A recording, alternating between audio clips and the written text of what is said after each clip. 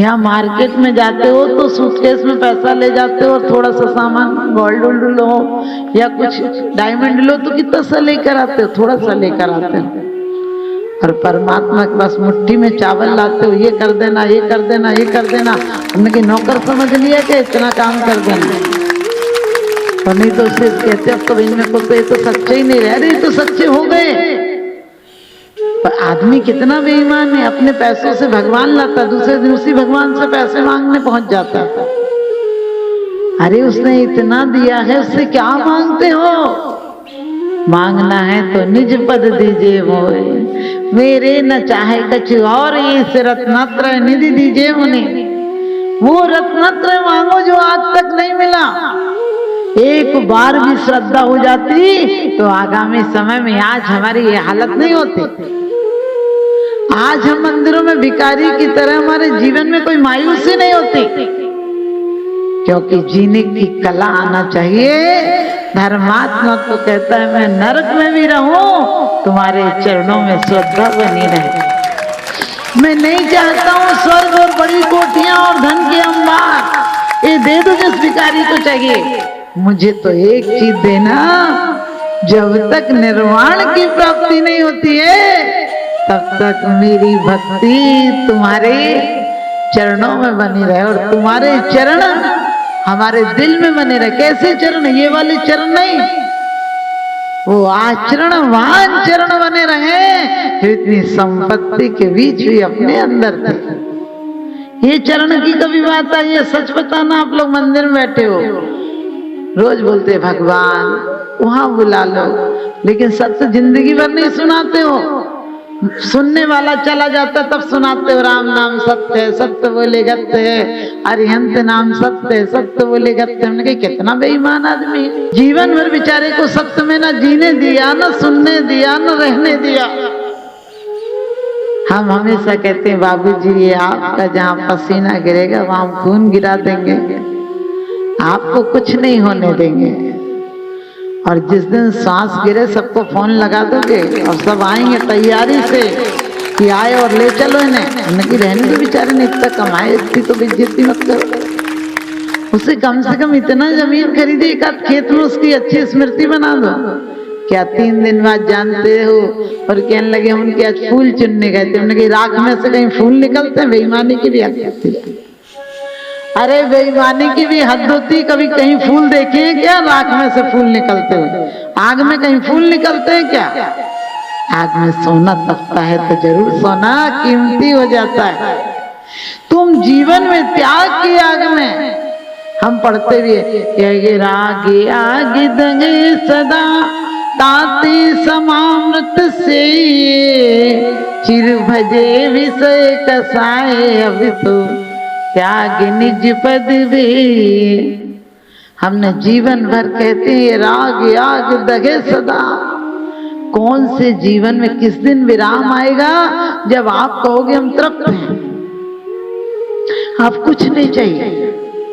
इसलिए कहा कि घर में रहते हुए भी एक सन्यास की क्रमिक विकास करना।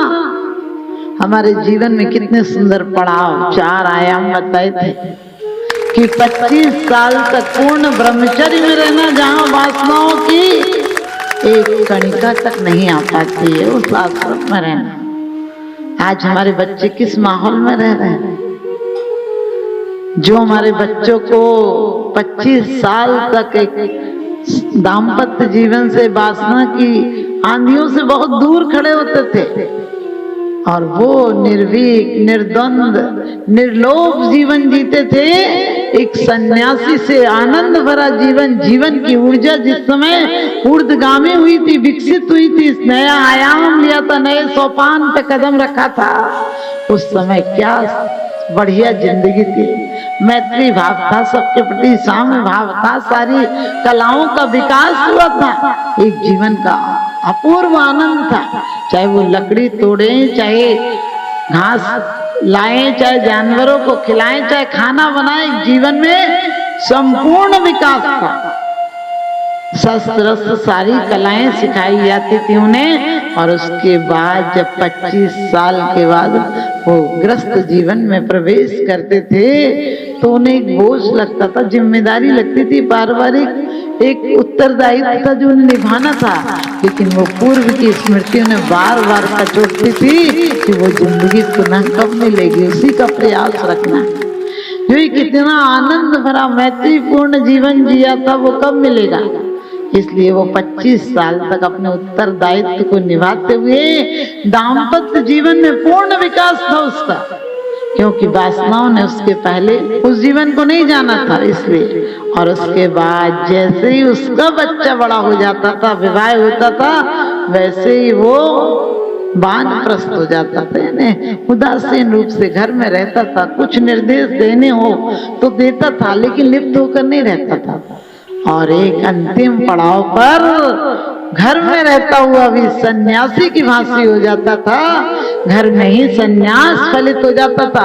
ये लक्ष्य हमारा है क्या? बुढ़ापे तक कहते हैं यदि 80-100 साल की हो जाए, कहने लगे बस पड़पोते का ब्याह और देखे। और सच पूछो हमारे यहाँ खराब खराब चीजों को बढ़िया विवाह ना, हमारे यहाँ शुभ विवाह लिखा जाता है। आज शुभ होता है विवाह में? क्या शुभ होता है?